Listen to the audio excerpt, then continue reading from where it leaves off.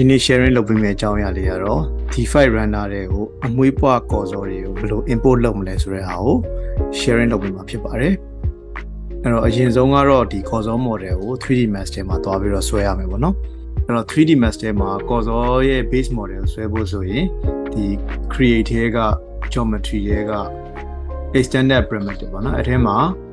တကယ်လို့ကိုက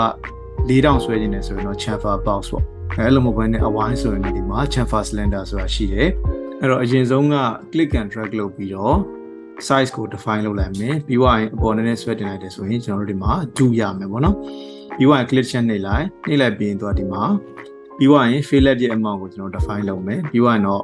click ချက်နှိပ်ပြီးတော့ modify ထဲသွားလိုက်တယ်ပေါ့နော်အဲ့တော့ဒီမှာ modify ထဲမှာအရေးကြီးတာကဒီ side ရဲ့ segment အဲ့တော့30ဆိုရင်တော့ထောက်နေဖြစ်နေအဲ့တော့ကျွန်တော်တို့က50လောက်တင်လိုက်မယ်ဆိုရင်ပို့ပြီးတော့လုံးသွားတော့ဗောနော်ပြီးသွားရင်ဒီ fillet ရဲ့ segment fillet segment ဆိုတာဒီအခုလောလောဆယ်ဒီမှာဖြစ်နေတာအရင်ထောင်းဖြစ်နေတယ်အဲ့တော့ segment ကိုတင်လိုက်တယ်ဆိုရင်အနားလေးတွေကပိုလုံးသွားတယ်ဗောနော်နောက်တစ်ခုအရေးကြီးတာကကျတော့ cap segment အဲ့တော့ cap segment ကကျတော့နည်းနည်းလေးတင်ဖို့လိုတယ်ဒါမှလုံလောက်တဲ့ polygon ပမာဏဖြစ်လာမယ်ပြီးသွားရင်ဒါကို right click နှိပ်ပြီးတော့ convert to editable polygon ပြောင်းလိုက်တယ်ပြီးသွားရင် isolate လုပ်ပြီးတော့ကျွန်တော်တို့ဒီမှာ front view ကနေကြည့်လိုက်ပါတော့ကြည့်လိုက်ပြီးတော့ဒီမလိုအပ်တဲ့ polygon တွေကိုဖြတ်ပလိုက်တယ်အဲ့ဒါဆိုရင်ဒီမှာ ကော်စော်လေးရလိုက်ပါတော့အဲ့တော့ဒီကော်စော်ရလာပြီဆိုရင်ကောင်းတာကတော့ texture လေးအရင်ကတ်လိုက်ကော်စော် texture ကတ်လိုက်တယ်ပြီးသွားရင်ကျွန်တော်ဒီ file ထဲကိုမပို့ခင်မှာဒီမှာအမွေးဘွားလုပ်ချင်တယ်ဆိုရင် modify ထဲမှာand far modifier ဆိုတာရှိတယ်နော် and far modifier ကိုတင်လိုက်တယ်ဆိုရင်သူကဒီလိုမျိုး hair far တွေထွက်လာမှာပေါ့နော်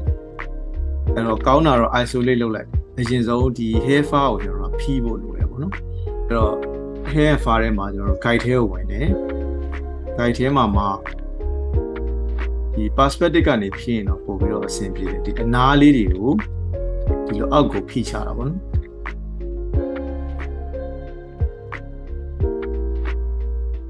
အဲ့တော့ဒီဟာကနည်းနည်းလေးတော့ခက်လိမ့်မယ်ဒါပေမဲ့ဒီ experience များလာတဲ့ခါကျရင်တော့လွယ်ကူသွားလိမ့်မယ်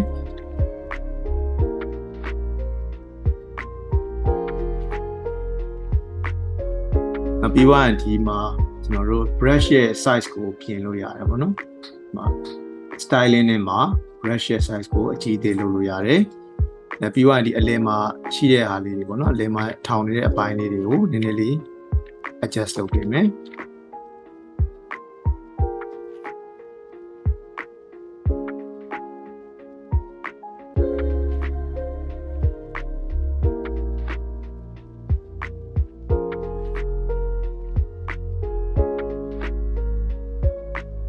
ဆိုပါတော့ဒါဆိုရင်ဒီလိုအနေထားမျိုးရပါပြီပေါ့နော်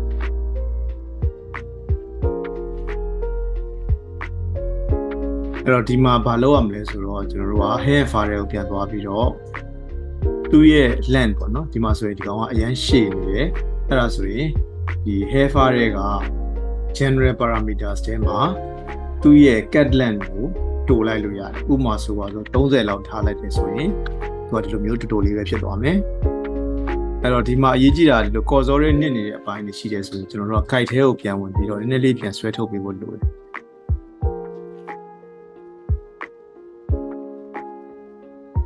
နောက်တစ်ခုရေးကြည့်တာဒီကောင်ရဲ့ thickness ပေါ့နော်အဲ့တော့ဒီမှာ root ရဲ့ thickness က8လောက်ပဲထားလိုက်ပါပေါ့နော်ပြီးသွားရင် random scale ဆိုတာရှိတယ် random scale ဆိုတာじゃတချို့အမွေးတွေကကြီးမယ်တချို့အမွေးတွေကသေးမယ်ပေါ့နော်အဲ့ဒါလေးကိုကျွန်တော်60လောက်ထားလိုက်တယ်ဆိုရင်ပို့ပြီးတော့ကြည့်ရတာအဆင်ပြေသွားလိမ့်မယ်နောက်တစ်ခုရေးကြည့်တာကဒီ hair far ရဲ့ amount ပေါ့နော်အဲ့ဒါကကြတော့ခုနက general parameter ထဲမှာပဲ hair count ကိုကျွန်တော်တင်လို့ရတယ်ဒီမှာတော့2000လောက်ဆိုရင်အဆင်ပြေတယ်နှုတ်မဆိုရင်အရင်ပါနေပြီပေါ့နော်အဲ့တော့ဒီဟာတွေလုပ်ပွားရဆိုရင်ကျွန်တော်တို့က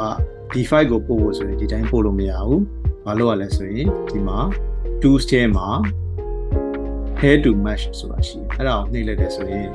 သူကဒီ D5 ကနားလေတဲ့ mesh ပုံစံကိုသူပြောင်းပေးသွားမယ်ပေါ့နော်အဲ့တော့ဒီမှာရှိတဲ့ modifier ကတော့ဖြတ်လိုက်လို့ရပြီပြီးသွားရင်ခုနရလာတဲ့ mesh ကို material ကတ်ပေါ့နော်ခုနက causal material ကတ်လိုက်ရပြီဒါဆိုရင်ဒီကောင် mesh အဖြစ်နဲ့ဒီမှာတွေ့ရလိမ့်မယ် တော့တခုရှိတာသူကဒီ take တွေမှာအပိတ်မဖြစ်ဘူးအဲ့တော့ဒီကောင်ကိုကျွန်တော်တို့က editable poly ပြောင်းပြီးတော့ modifier list တွေက cap pool ဆိုတဲ့ modifier ကိုတင်လိုက်တယ်အဲ့ဒါဆိုရင်သူကခုနကဒီပွင့်နေတဲ့အပိုင်းကြီးအကုန်ပိတ်ချပါမယ်ပြီးတော့မှကျွန်တော်ကဒါကို turbo smooth တင်လိုက်ဒါမှသူ့ရဲ့အမွှေးလေးတွေကလုံးလုံးလေးဖြစ်သွားမှာနော်ပြီးသွားရင်လိုအပ်တယ်ဆိုရင်တော့ကျွန်တော်တို့ဒီမှာ UVW တင်လို့ရတယ်နောက်ပြီးသွားရင်ဒီ gizmo ပေါ့နော်ပြီးသွားရင် UV ရဲ့ size ကိုပို့လို့ကျွန်တော်တို့ adjust လုပ်လို့ရတယ်အဲ့တော့ဒါတွေအားလုံးပြီးသွားပြီဆိုရင်တော့ကျွန်တော်တို့ကဒီ file ထဲကိုပို့လို့ရပြီအဲ့တော့ဒီမှာဒီ clone လေးကိုနှိပ်လိုက်အောင်မယ်ဒါဆိုရင်သူဒီ file ကို export လုပ်နေပေါ့နော်အဲ့တော့ဒီမှာဆိုရင်ဒီ file ထဲကိုသူလုတ်တင်ပြန်ပြီးတော့တင်နေပြီအဲ့တော့ဒီမှာဆိုရင်ခုနက 3D Max မှာ create လုပ်ထားတယ်အမွှေးပွားခေါ်စောလေးဒီမှာရောက်လာပြီပေါ့နော်အဲ့တော့ runner ချကြည့်မယ်ဆိုရင်ဒီလိုမျိုးရမယ်